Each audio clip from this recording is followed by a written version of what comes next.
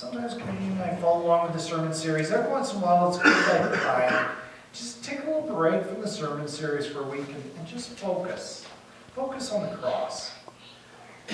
Maybe the whole events of Jesus. Of the sacrifice he made, but as well as the conquest of death that occurred on Easter. And really, whenever the church, the early church, go way back in history, did communion, it really always led to Easter. This is important to focus on the fact that we have passed from death to life. And Paul stands accused of something. It's very interesting. If you read Romans sometimes, it's a fascinating book. It's the centerpiece of our theology. And as you read it, every once in a while, Paul is giving some deep theology, and then he guesses what somebody's going to object to, and he puts a question in there.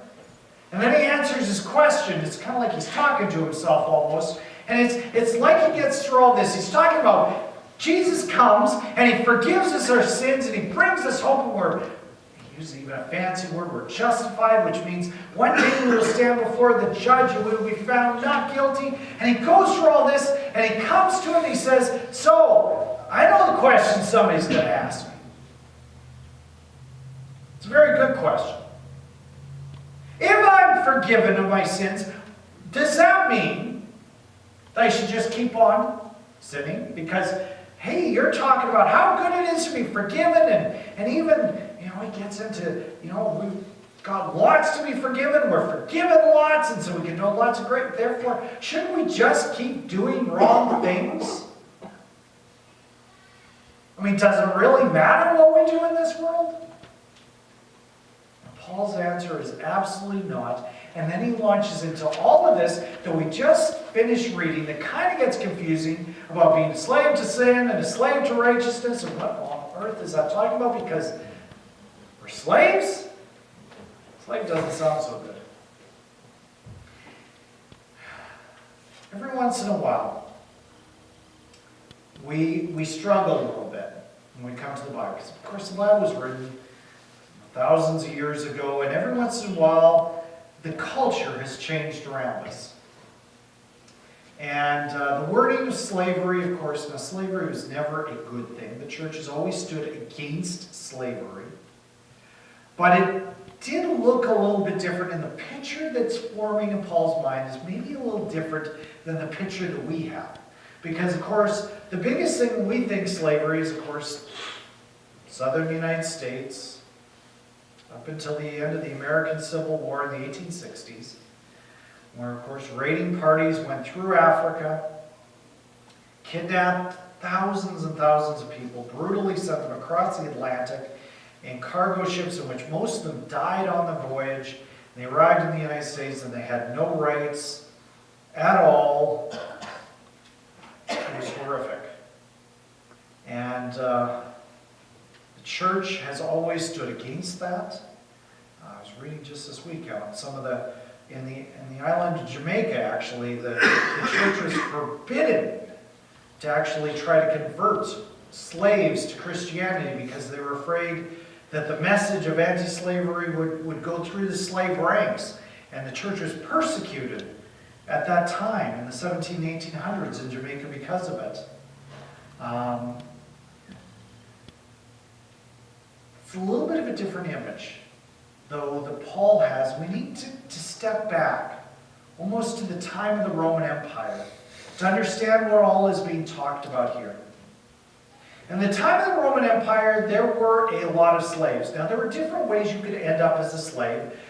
Certainly in the early days of the Roman Empire, there would be these big wars, and if you were captured in a war and you were on the wrong side of the Roman Empire, they might take you, and they might take your family and you'd sell you as slaves. The problem is, by the time we get to the time of Jesus, there aren't a lot of wars going on. There was it was called the Peace of Rome. Things were good, actually. They kind of conquered everybody, and everybody was getting along. Actually, almost everybody was getting along. There were two groups that never seemed to get along in the Roman Empire. One was the Jews. They were always fighting something. The other was, for whatever reason, the Scots. For some reason, the Scottish people were always a problem to the Rome. But anyways, that's neither here nor there. but there were a lot of slaves. Where did these slaves come from? In the time of the Roman Empire, if you became very poor, economy got bad, as it was, by the way, when we come back to 1 Peter next week, the economy was really bad, things were going really wrong, but like our own era, there were times in which things sometimes weren't going so well. And what did you do? Sometimes you have one of two choices. You either watch your family starve to death. That was one option. Second option was you would sell yourself into slavery. And slavery was a little bit different than it was in the way that we picture it. A slave could own property themselves. In fact, slaves could actually own other slaves. They could have bank accounts. They could start to make lots of money. They could buy the freedom. They could buy the freedom for their family. Things actually could go well for slaves. In fact, we know from history that a lot of slaves in the Roman Empire could become very powerful. If you were a slave of the emperor, man, he could even send you off and you go govern that province over there. In fact, some of them become immensely wealthy. They could have bought their freedom a dozen times over, except for the fact they had power being slaves. If you were the slave of a senator or a slave of somebody rich and powerful, you could run their business affairs. You could actually become very wealthy because you would always take a little commission off the side of the money that you made. You could become very powerful and rich. In fact, some of the richest people in the entire Roman Empire started off as slaves. But not all of them. There were others. Maybe their master owned a mine. And they get sent deep into the mines, and mining was very dangerous. Life expectancy short. Hard, back-breaking work. Not the best place to be. Or perhaps,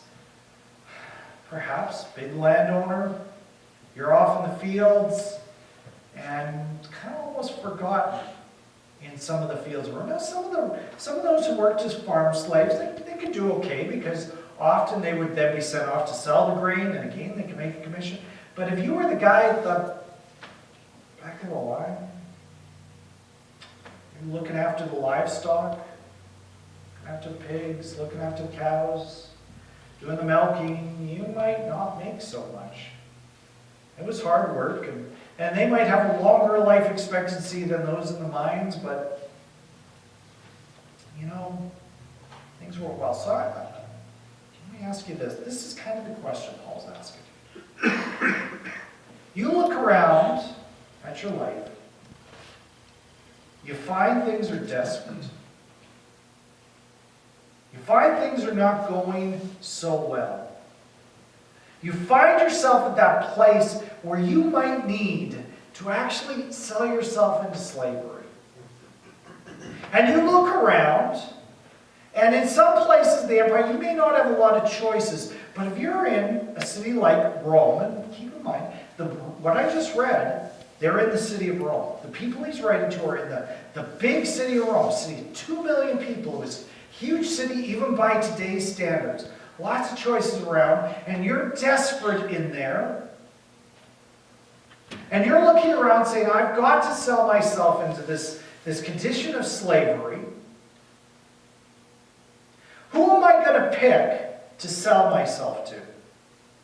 What master do I want? Am I going to pick somebody for whom I have a chance to make massive amounts of money, become rich and powerful, or am I going to sell myself to the mine owner and be sent off to the distant parts of the empire to mine and live a short life and live a cruel, horrible death? And he's writing this, and you know what? What answer everybody's going to come up with? Who are you going to pick? Who are you going to pick? It seems kind of like it's an obvious answer, right? You pick life or death. It is a stark choice of which master you want to serve. You're not given a choice. Your time is desperate, but you will serve one or the other. You are a slave to life or you are a slave to death. Doesn't seem much of a choice, does it? And that's the whole idea here. It's the whole idea. And if you are a slave, you serve. Now, even the rich and the powerful ones, they did what they were told they were supposed to. But when you had the right master, boy, you had the right motivation.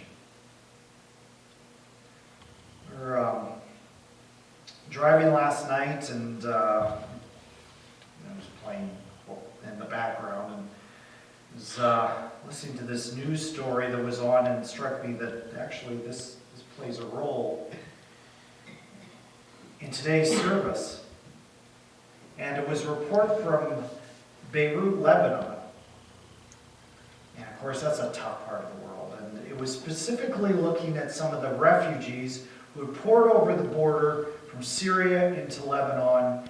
And it was a remarkable story because clearly the person who was doing the reporting was not a person of any sort of faith.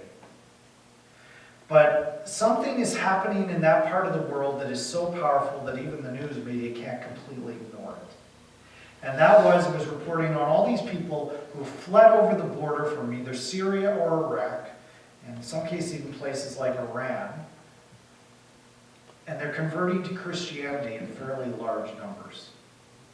From very strong Muslim backgrounds.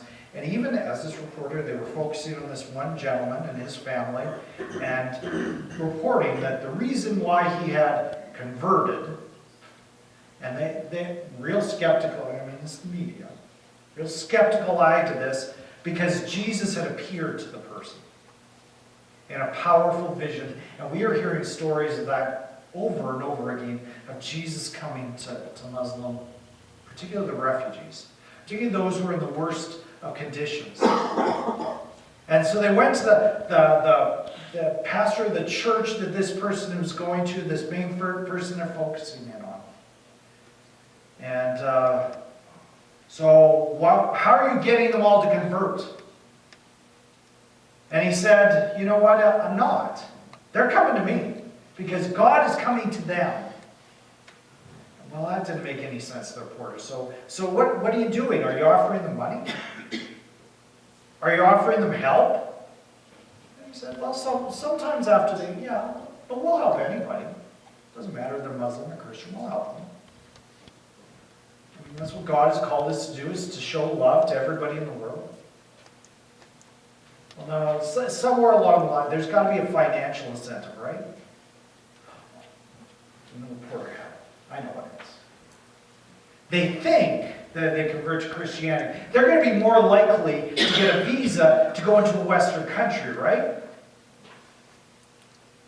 And the reporter quickly saying, well, we know that's not true, but maybe they think, and then they ask people, and they kind of all say no, but yeah, that's got to be, there's got to be a reason for why they're choosing Jesus. And missing the absolute obvious answer that the reason why you choose Jesus is Jesus himself. Because it's a choice of life. And this reporter was confounded and saying, you know what? I don't completely get it, because I know that as soon as they convert to Christianity, they're condemned. In fact, the person that they were interviewing had been attacked and even stabbed a little bit before this. If they ever went back to Syria, they'd immediately be arrested. But there was a choice that made it worthwhile. A choice that makes it worthwhile. And it's a choice of life over death. The choice is obvious. A.W. Tozer said, the man or woman who is wholly and joyously surrendered to Christ cannot make the wrong choice. Any choice would be the right one. Because the more we discover of how much this is the choice of life, the more we make him the Lord of our lives, the more we see him as our hope and our joy, the more we become like him, the more we understand life. We move to life. And Paul's call, he says right in this, I'm putting this in human terms. He's trying to explain it as an illustration. You've got a choice of masters. We're caught in a world of sin. We don't have control over our own lives. We just don't. We think we do. Things come along, they prove that we don't. We're going to serve the sinful nature, serve the devil. We're going to serve that, or we're going to serve Jesus, the one who offers life. He says right in here, there's a familiar verse. For the wages of sin is death, but the gift of God is eternal life in Christ Jesus our Lord. It's a choice of life. The most important word in that verse is the last one, Lord. Lord. He is the one we serve. He is our master. And as we come to communion, it is with an understanding that yes, we are freed by his death. And just as he was raised from the dead, we are raised into life with him, and it changes everything. It is power. And we follow his life. So we're going to come to the Holy Communion table as we do once a month and remember again all that we have in Jesus and the hope that exists with him. So I'll invite elders to come forward. I actually don't have very many of them here this morning. That's okay. Kellen, would you give us a hand? And we're going to come to communion and celebrate all we have in Jesus.